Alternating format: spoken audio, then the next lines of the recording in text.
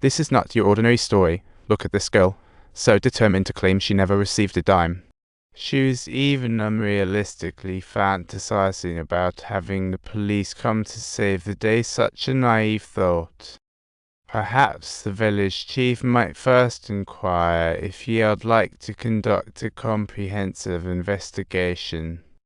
The village chief waved goodbye like it was a walk in the park, while the girl was whisked away as if she were a perfect little sight. She was busy shucking corn and thought contemptuously of the locked-up girl. I wouldn't be caught dead like that.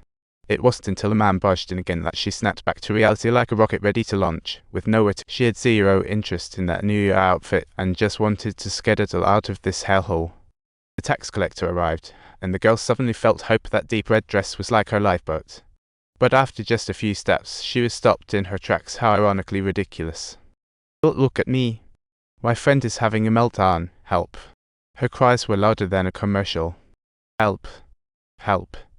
Hongzi Yubei overacted, while the man beside him looked indifferent.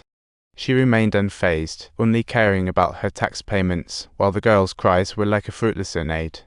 Just as she sat down, the door swung open, and the man yelled at her while the girl clung to the wall like a gecko. Once the man left, she sank to the floor like a deflated balloon. The family thought she had simply given up after a day of Upon opening the door, they found the girl had gone wild. The man ran like a rabbit to find his cousin. The two burst out of the classroom, leaping into the downpour. The cousin hurriedly used a tricycle to drive her to town. Like a lifesaver, the nurse waved nonchalantly as they entered surgery. Doctors leisurely munched sunflower seeds so chill. After checking the girl's pupils, she was the first to ask for family. The old lady called two other women to help bring the girl back to reality. They were just like the girl trafficked here too. At first the girl was all "don't bother me." But once she learned they'd been sold to this place too, her spirits lifted instantly as if glimpsing a ray of light piercing through the darkness, like sunlight breaking through clouds. The women not only helped tidy up the house but also carefully styled the girl's hair. Confronted with adversity, she momentarily considered making a drastic statement with her life. However, after much deliberation, she ultimately decided against it. I need to be free to exit, that's the plan. Gotta get fit for the big escape. The girl tied up her hair. The food she once loved was now a feast, go figure. The old lady was quite pleased, cutting her hair short like she too wanted a brand new vibe. The girl became a mere shell of herself, wanting to check out the new dress only to half glance before tossing it aside. The cousin visited, inquired about her, and upon knowing she saved him, she expressed mild gratitude.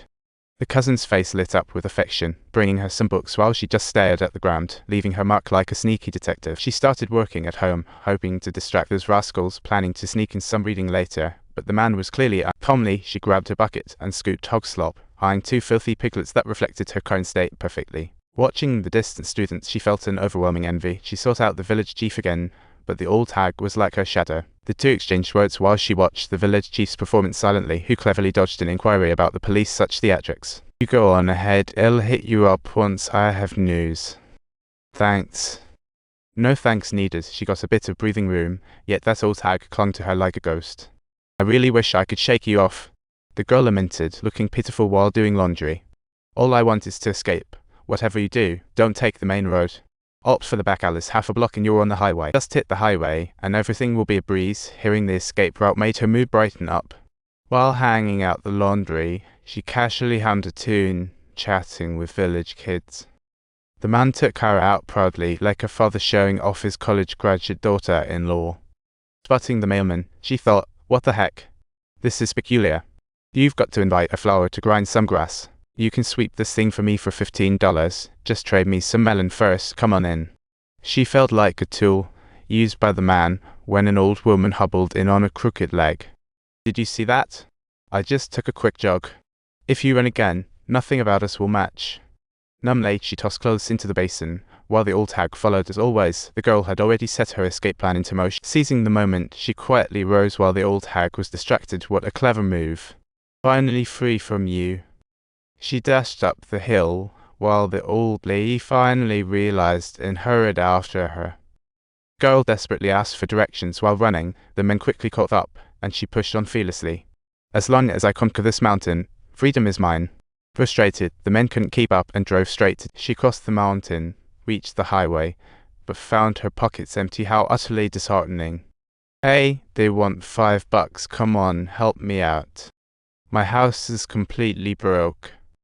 She walked on foot, only to hear a tractor roar. Instinctively waving for the ride, she spun around and bolted. The men chased her down steadily, as if wanting her to engage in endurance contest until she collapsed. Then they all pounded